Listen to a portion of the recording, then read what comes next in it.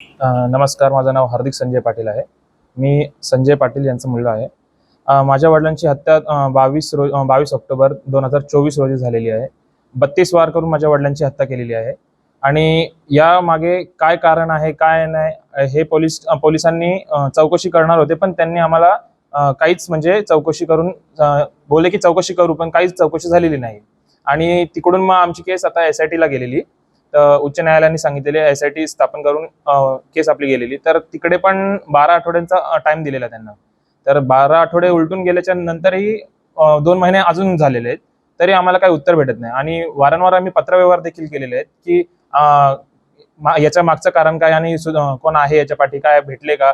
तर त्यांनी अजून काही आम्हाला उत्तर दिलेलं नाहीये. आणि अजून देखील ते आम्हाला हेच बोलतात, तपास चालू आहे, तपास चालू आहे. पण म्हणजे तपास कधीपर्यंत अजून राहणार आहे, आम्हाला त्याचा पण अंदाज दिलेला नाहीये. आणि आता आम्ही CBI ला मागणी करणार आहोत की उच्च न्यायालयाला मागणी करणार आहोत की आमची केस CBI ला जावी. हो, कारण की आता काय झालंय की एवढा वारंवार पत्रव्यवहार देखील करून देखील ते काहीच सांगत नाहीयेत. आणि कुठेतरी हा प्रकरण दाबल्याचा आम्हाला संशय आहे. आणि यात उच्च न्यायालयाने पहिलेच SIT स्थापन करतानाच सांगितलेलं की खोल तपास करावे, पण आम्हाला अजून काही त्याचं उत्तर नाही भेटलं. तर आम्ही या 2-3 दिवसातच याचिका आम्ही दाखल करणार आहे CBIच्या मागणीसाठी. याच्यात 2 आता आरोपी अटक केलेले आहेत.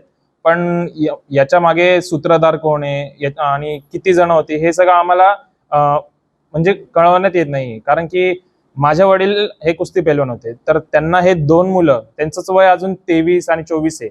तर कुठेतरी माझ्या वडिलांना कुस्ती पैलवान डावपेच माहिती असते. तर ते तिकडे 2 मुलांचं कामच नाहीये, तर त्याच्या मागे 15 ते 16 जण आहेत.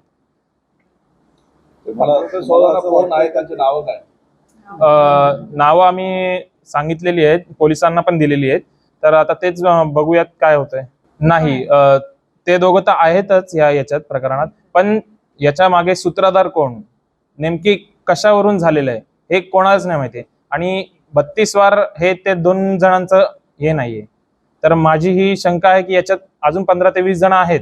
तर आता CBI ला आम्ही हीच मागणी करतो की याच्यात आम्हाला न्याय भेटावा माझ्या वडिलांना.